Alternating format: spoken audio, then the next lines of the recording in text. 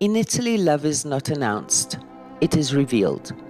February the 14th, San Valentino, arrives quietly, like footsteps on stone streets still cold from winter. Shops display red hearts, but behind the color lies something older, a way of thinking, writing, and feeling love that has changed and shaped the Italian language itself. In Italy, love has always been a story told carefully, with the right words, in the right tense. San Valentino lived in the 3rd century in Terni, Umbria. When marriage was forbidden to young soldiers, Valentino secretly united couples who loved each other. These were not public celebrations, they were whispered promises. According to legend, before his execution, Valentino wrote a final note and signed it, Dal tuo Valentino, from your Valentine. Dal comes from da plus il. Italian contracts words because closeness matters, even in grammar. The signature survives because it does something powerful. It addresses someone. Love in Italian culture is almost always personal. By the Middle Ages, San Valentino had become the protector of lovers. Young people exchanged handwritten notes, biglietti, often filled with hope rather than certainty. Love was not immediate, it was something to grow into. Mi pensi? Sempre. Sempre is an adverb of frequency. Italian romantic language prefers certainty over hesitation. Dante Alighieri changed love forever. In La Vita Nuova, Beatrice is not simply loved, she transforms. Dante writes, Amore mi prese del costui piacere sì forte che, come vedi, ancor non m'abbandona. Love seized me with such force that, as you see, it still does not abandon me. Here, amore is capitalized. It acts, it decides. Italian allows abstract nouns to function as subjects.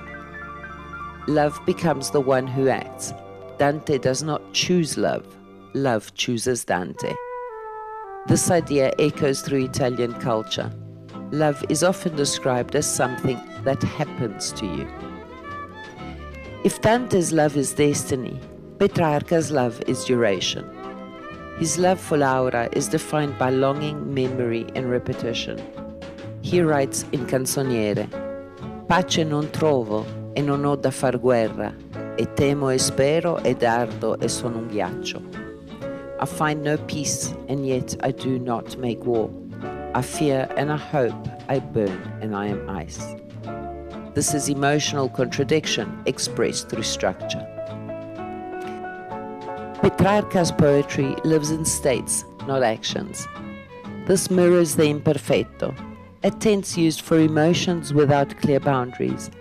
Love here is not finished, it is ongoing. Baci Perugina. Each chocolate contains a message, short, direct, sometimes poetic. Italian love often hides inside language waiting to be opened. Lucchetti dell'amore. Couples attach padlocks to bridges and throw the key away. Il nostro amore è per sempre. Per sempre means forever. Italian does not pluralize eternity. Verona celebrates Valentine's Day with concerts, readings, and letters sent to Juliet. Volunteers respond to these letters. Fiction becomes dialogue. Credi nell'amore? Da quando ti conosco? Da quando introduces a point in time that continues into the present. Love has a beginning, but not always an end. In small towns, San Valentino is not loud. An elderly couple walks slowly. Someone says, torna presto.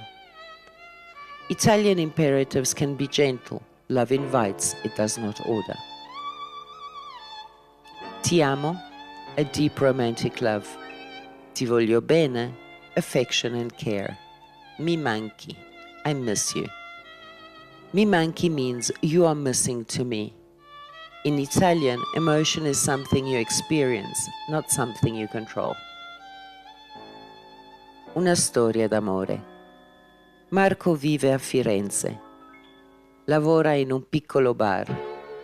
Ogni mattina arriva Anna, ordina un caffè e sorride. Marco pensa, lei è gentile. Un giorno Marco dice, ti piace Firenze?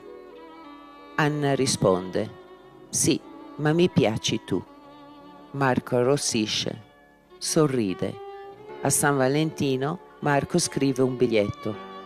Vuoi uscire con me? Anna legge, poi dice sì. Bevono un caffè insieme, camminano piano. Marco pensa, l'amore è semplice. The present indicative is used for routine and emotion. Mi piaci shows indirect structure. Short sentences mirror natural Italian rhythm. From San Valentino to Dante, from Petrarca to a quiet coffee in Florence, Italian love has always been shaped by words. Love is not rushed, it is chosen, spoken, and remembered.